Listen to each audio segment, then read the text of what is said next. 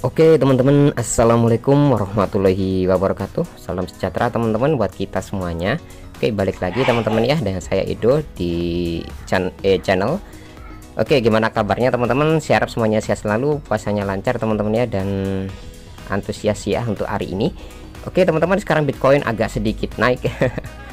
Kemarin sempat terpantul-pantul teman-teman di area 39.000, 40.000, sekarang naik di kisaran 41.400 teman-teman ya, dan ini mengindikasikan bahwa Bitcoin ini kemungkinan besar akan rebound atau strong kembali ya untuk di nextnya ya.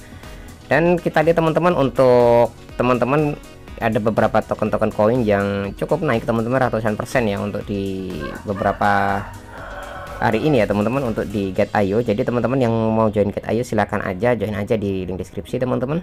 Di sini banyak crypto project atau koin-koin yang cukup sangat bagus teman-teman untuk kedepannya teman-teman, untuk ya bisa making money atau to the moon bersama-sama ya nanti untuk kedepannya nanti. Oke ya, dan teman-teman kita bisa lihat ya untuk perkembangannya. Sekarang Bitcoin lagi mantap-mantapnya teman-teman ya, sekarang di level fear and greed-nya itu di level 28 ya. Kemarin tuh extreme fear banget, jadi sekarang tuh udah level fear, jadi kemungkinan besar ini Bitcoin akan tertarik ya untuk ke atas atau ke kanan lagi ya, atau rata kanan ya. Dan kita bisa lihat teman-teman untuk Bitcoin dan chartnya. Nah ini ya, chartnya sudah mulai terpantul teman-teman, tidak sempat break untuk di weekly, mudah-mudahan saja ya. Dan kita bisa di chart di daily teman-teman.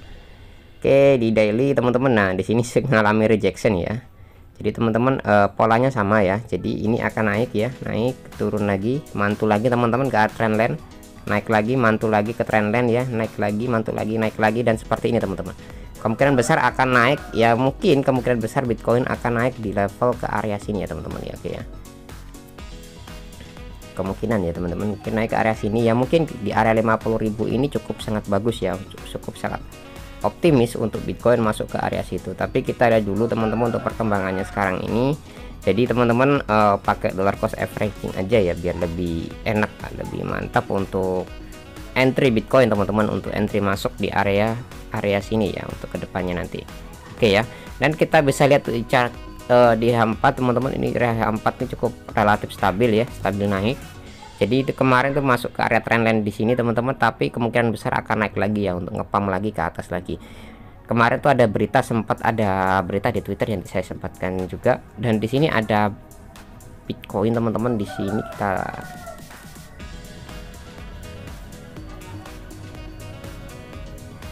nah di sini teman-teman Bitcoin melebihi 41.000 US dollar dan naik bersamaan dengan Nasdaq dan SP 500 teman-teman, S&P 500 ya. Jadi di sini teman-teman Nasdaq juga naik, saham juga naik, otomatis Bitcoin juga akan naik teman-teman ya. Jadi mengikuti trennya. Jadi Bitcoin terbesar berdasarkan kapitalisasi pasar, menembus di atas rata-rata level psikologis utama ya teman-teman, 40.000 pada hari Rabu kemarin.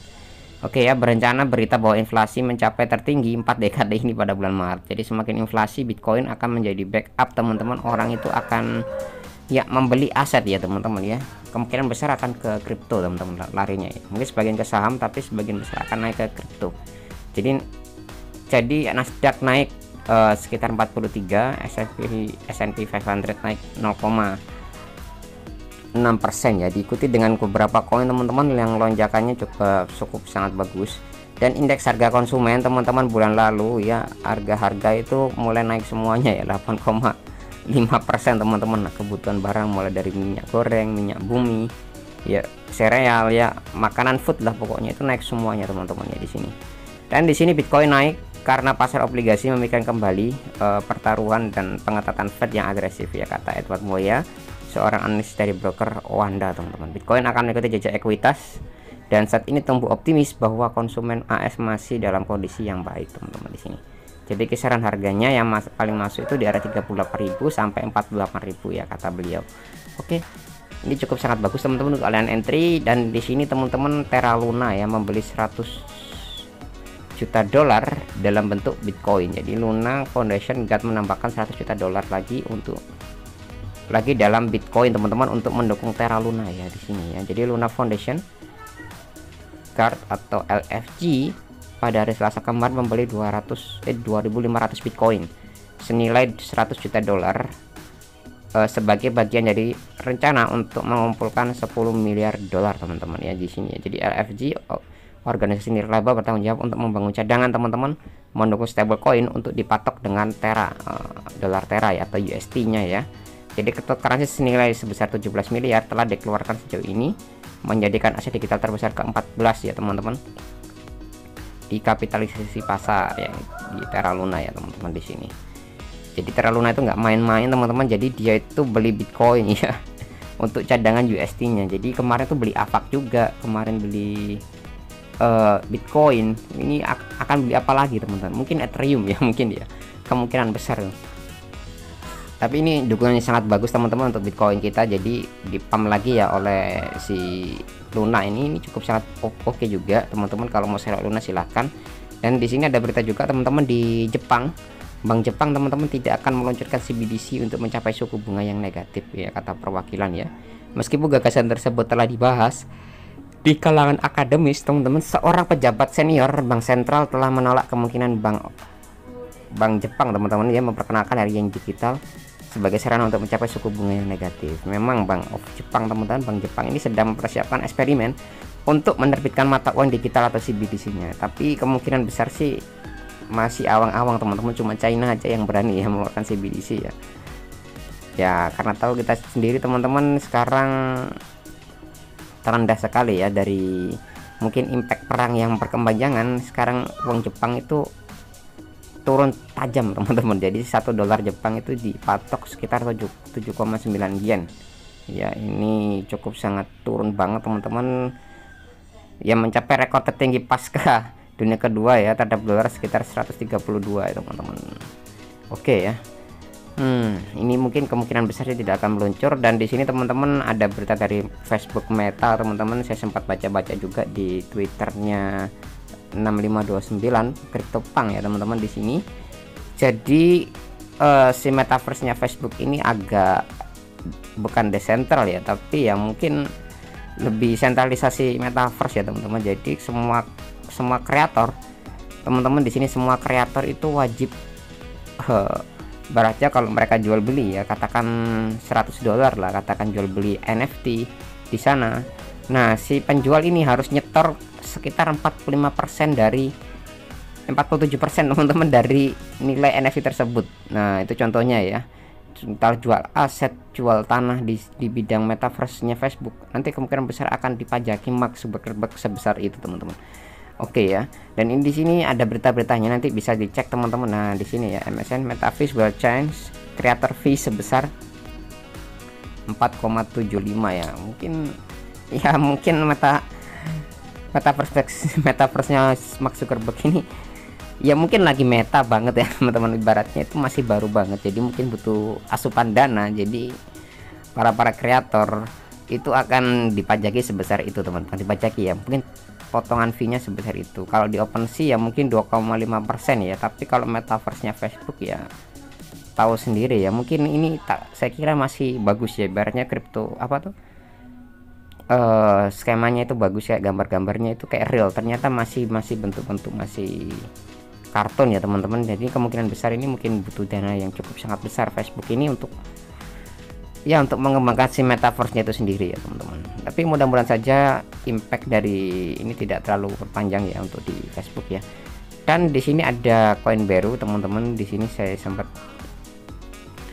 baca kemarin itu Coinbase ini akan lebih transparan lagi teman-teman untuk listing teman-teman. Nah di sini ya, jadi di sini untuk Coinbase ini akan lebih transparan lagi untuk listing koinnya teman-teman. Tapi yang di listing teman-teman ini koin yang ERC20 yang aneh-aneh ya. Ada BV, Artblock, Big Data Protocol ya teman-teman. BitDAO, kalau BitDAO ya udah pasti ya di sini ya. Kalau BitDAO ada Bolto, Chrono Text Time. Ini koin apa aja teman-teman ya, nggak jelas-jelas kayak gini ya. Sedangkan Phantom, Luna itu masih belum di listing ya di Coinbase ya. Tapi koin-koin seperti ini tuh masih nyangkut lah ibaratnya itu. Kenapa ya listing koin-koin nggak jelas ya, padahal Coinbase ini pertukaran yang cukup sangat bagus ya. Mending gak usah transparan teman-teman. Kalau transparan gini kan takutnya teman-teman, takutnya ini nanti ini banyak orang yang negatif lah teman-teman ya, banyak orang yang negatif ini yang masuk teman-teman yang seenaknya ya. Oke ya, membeli kripto duluan harganya pump di dump. Nah jadi seperti itu, tahu sendiri kan siapa yang punya beli token duluan. Yang kalau Coinbase ini kan memang kepercayaan publiknya itu sangat tinggi ya teman-teman di sini ya. Oke.